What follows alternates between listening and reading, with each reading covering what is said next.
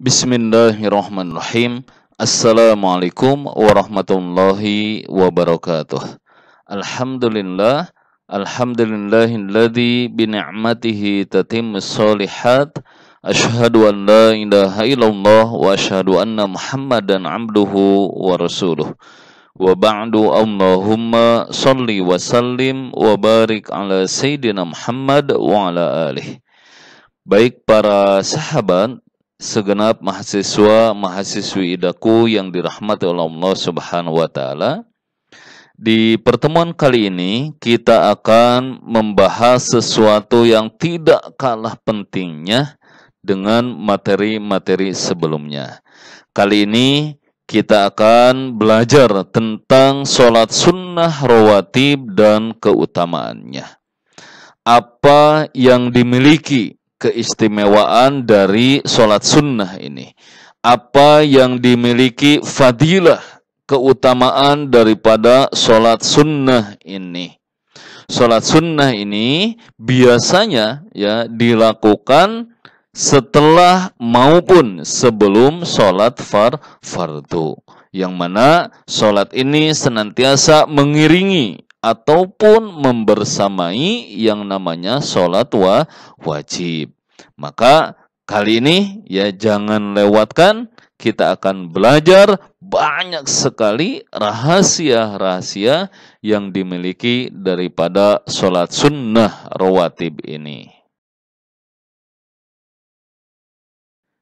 Berbicara tentang sholat sunnah rawatib ini, baginda Rasulullah SAW, beliau pernah menegaskan dalam salah satu hadis bahwasanya sholat sunnah bisa menjadi pelengkap daripada sholat wajib. Nah, dalam hadisnya beliau bersabda, perintah yang pertama kali diwajibkan kepada umatku adalah sholat 5 waktu. Yang pertama kali nanti diangkat dari amal perbuatan mereka adalah sholat 5 waktu. Dan yang pertama kali dipertanyakan akan dihisab dari amal perbuatan mereka adalah sholat 5 waktu. Siapa yang pernah meninggalkan sesuatu darinya, maka Allah Subhanahu wa ta'ala berfirman kepada malaikatnya, "Unzuru hal tajiduna li'abdi nafilah min sholatin tutimmuna biha ma naqasa minal faridah."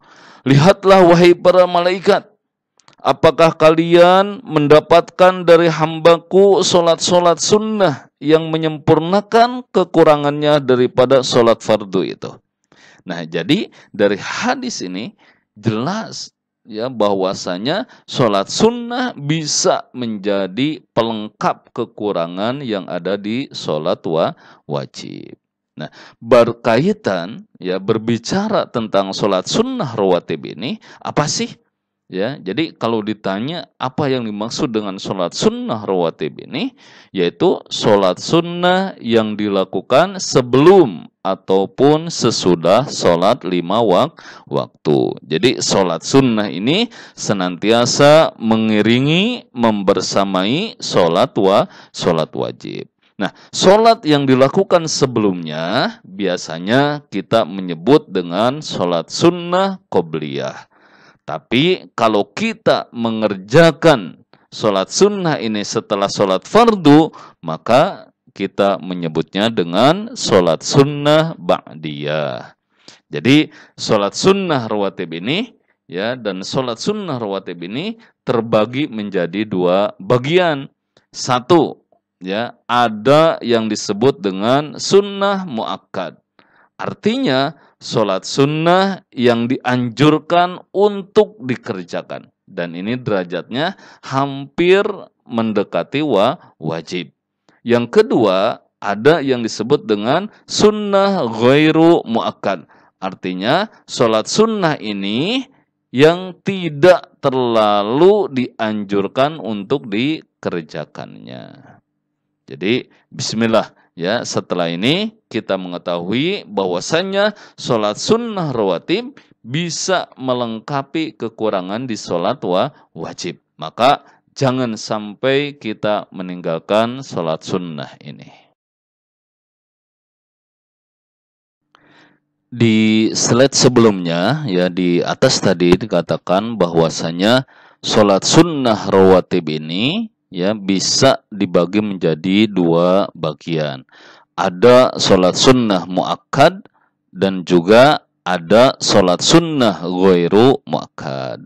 Nah, sekarang kita akan pisahkan mana sholat sunnah rawatib yang kedudukannya menjadi sunnah muakkad. Jadi sholat sunnah yang sangat dianjurkan untuk kita lakukan. Jadi dan ini beberapa ulama ya hampir menstandarkan sholat sunnah ini hampir mendekati sholat wajib. Jadi sangat dianjurkan untuk kita laksanakan. Contohnya mana? Yang pertama nih, 2 rakaat qobliyah subuh. Jadi sholat sunnah qobliyah subuh ini termasuk sunnah muakkad, sangat dianjurkan untuk kita lakukan. Yang kedua, 2 rakaat ataupun 4 rakaat qobliyah duhur. Ya.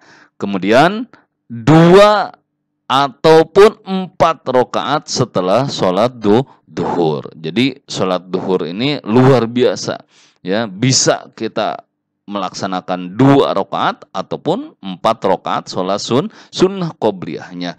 Pun ba'diyahnya sama, bisa 2 rakaat, bisa 4 rakaat sholat sunnah rawatib ba'diyah ini.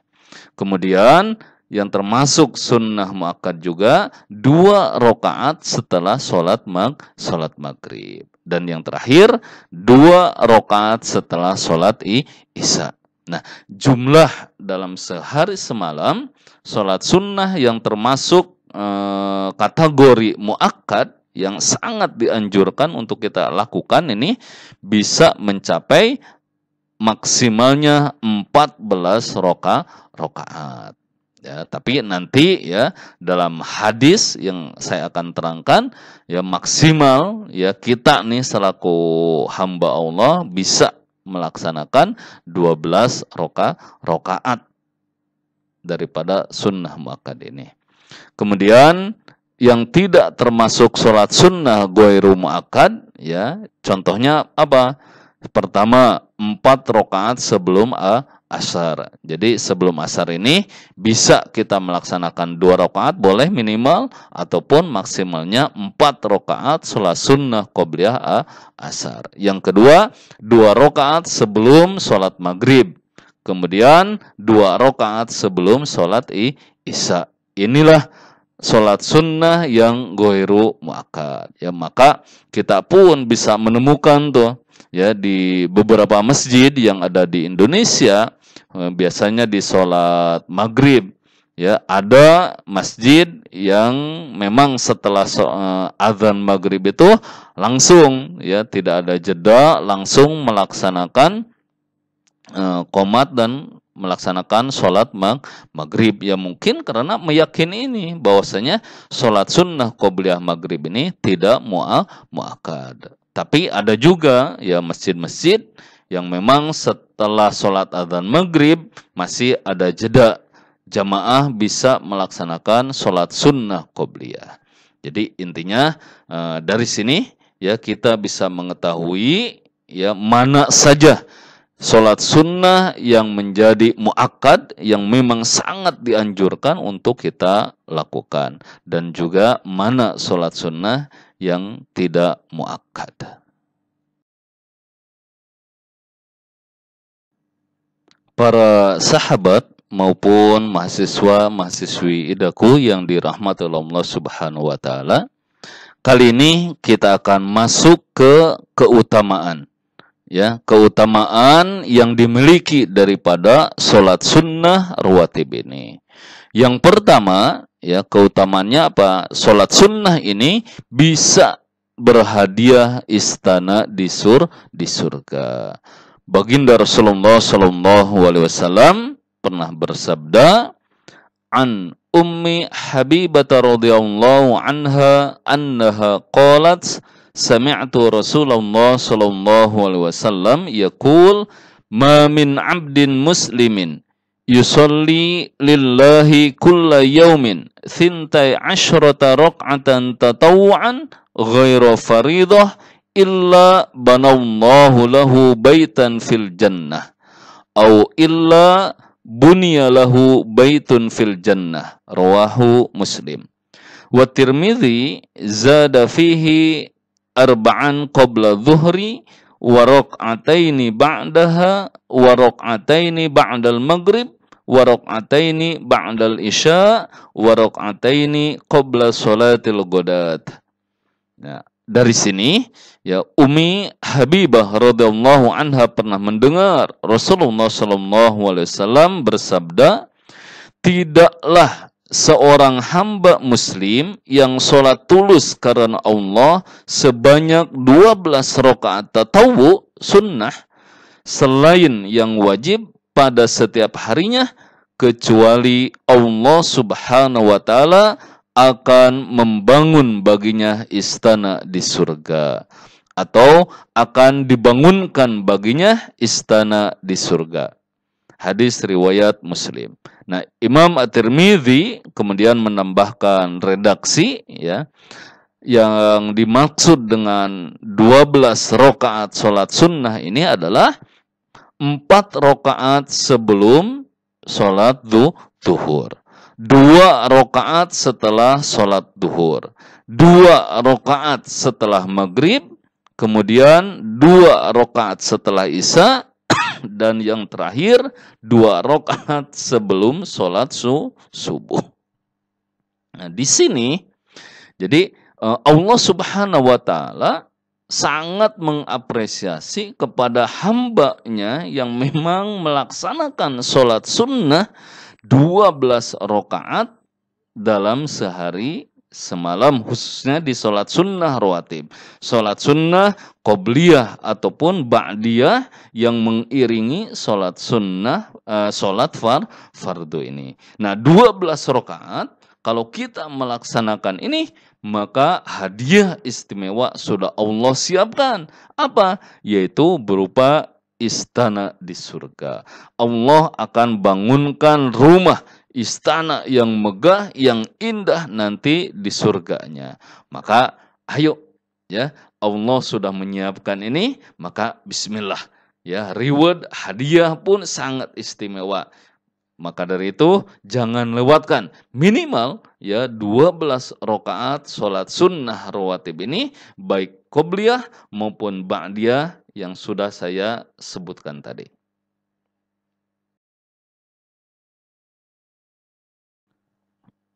Berkaitan dengan keistimewaan yang kedua ya dari sholat sunnah rawatib ini khusus spesifik, yaitu tentang sholat sunnah qobliyah subuh.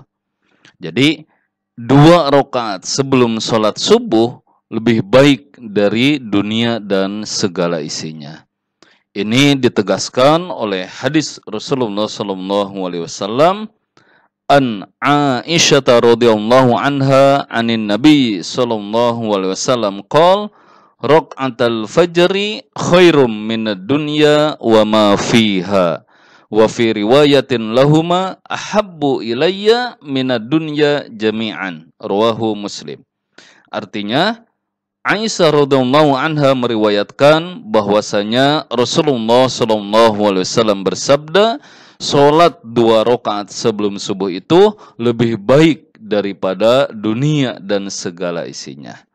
Di dalam riwayat yang lain ada tambahan redaksi, 2 rakaat itu lebih baik, lebih aku cintai daripada seluruh dunia ini.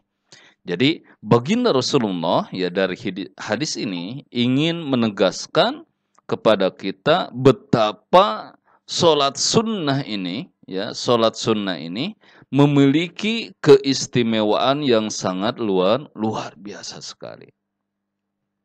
Ada fadilah ya. Di sini Rasulullah membandingkan bahwasanya keindahan, kekayaan apapun itu yang ada di dunia ini tidak aku lebih cintai daripada sholat sunnah qobliyah subuh. Nah, bahkan hadis yang lain ya Rasulullah pun bahwasanya apa? Beliau itu eh, ma, apa istilahnya mengerjakan sholat sunnah ini qobliyah subuh ini lebih semangat daripada mengerjakan sholat sunnah-sunnah yang lainnya. Jadi sholat sunnah rawatib yang lain mungkin beliau tidak lebih semangat daripada melaksanakan sholat sunnah qobliyah subuh ini. Nah, apa biasanya yang dibaca oleh Rasulullah SAW dalam sholat sunnah ini? Anna Rasulullah SAW qara'a fi raq'atil fajri Qul ya ayyuhal kafirun wa qul huwallahu ahad. Jadi biasanya beliau ya membaca surat Al-Kafirun di rakaat yang pertama, kemudian rakaat yang keduanya dengan qul huwallahu ahad.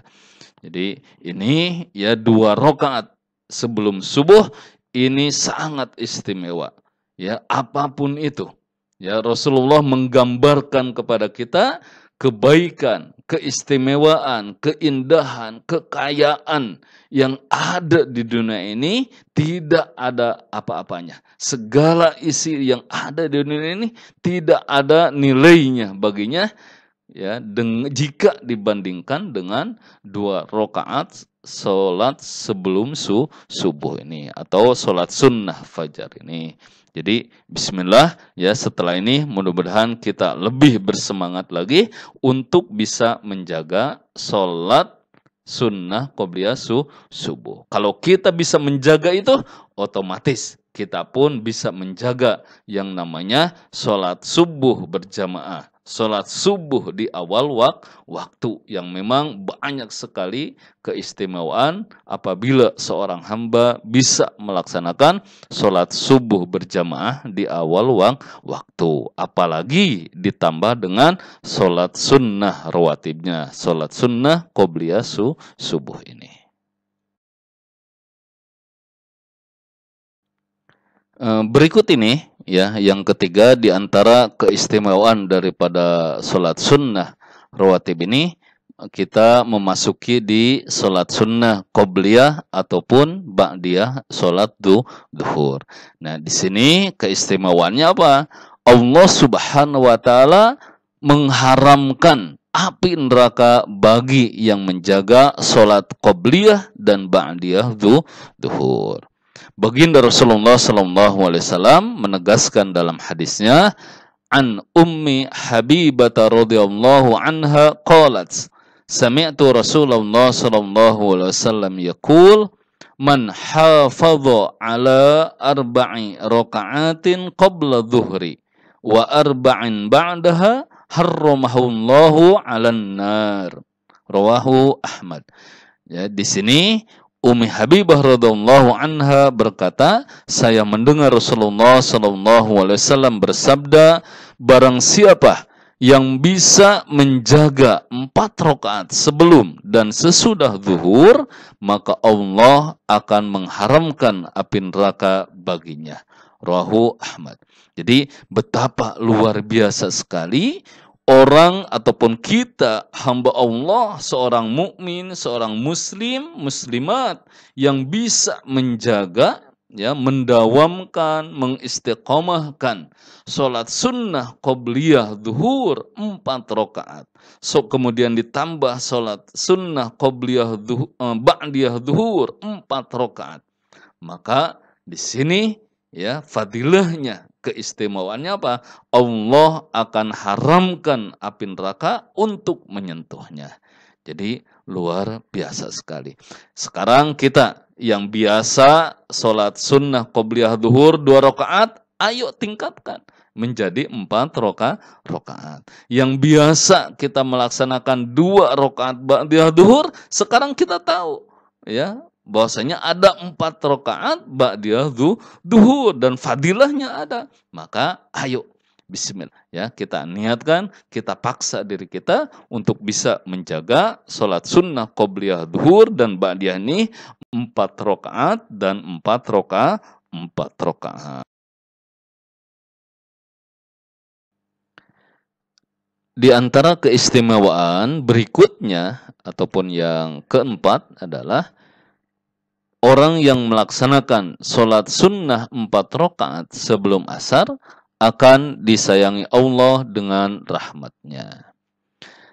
Kita tahu bahwasanya dalam pembagian sholat sunnah rawatib ini ada yang muakkad, yang memang sangat dianjurkan, kemudian ada yang ghairu muakkad, yang tidak terlalu dianjurkan. Sholat sunnah qobliyah asar ini termasuk kategori yang ghairu muakkad. Jadi sholat sunnah yang tidak terlalu dianjurkan. Tapi, nah, dalam hadis ini, ya, baginda Rasulullah SAW pernah menegaskan, an Ibni Umar radhiyallahu anhuma qala Rasulullah SAW, rahimallahum ra'an shalla qabla al-asri arba'an, rawahu Abu Dawud. Dari Ibnu Umar radhiyallahu anhu meriwayatkan bahwasanya Rasulullah SAW bersabda, Allah akan menyayangi orang yang sholat sunnah 4 rakaat sebelum asar. Jadi hadis ini menegaskan, ya, memberitahu kepada kita bahwasanya orang yang melaksanakan sholat sunnah qoblal asar bukan hanya 2 rakaat, tapi sampai 4 rakaat, walaupun kedudukannya ghairu muakkad, tidak terlalu dianjurkan, tapi hadis ini, ya, memberikan keistimewaan bahwasanya Allah akan menyayangi, Allah akan mencintainya, Allah akan menyukainya.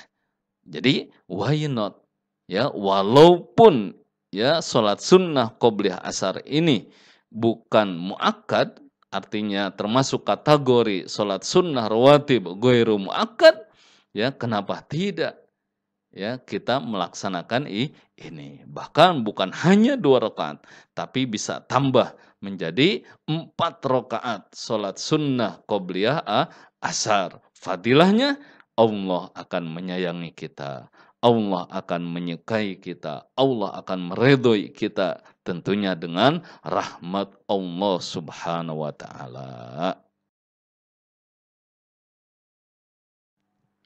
Alhamdulillah, di pembahasan tentang sholat sunnah rawatib ini sudah selesai dengan izin Allah.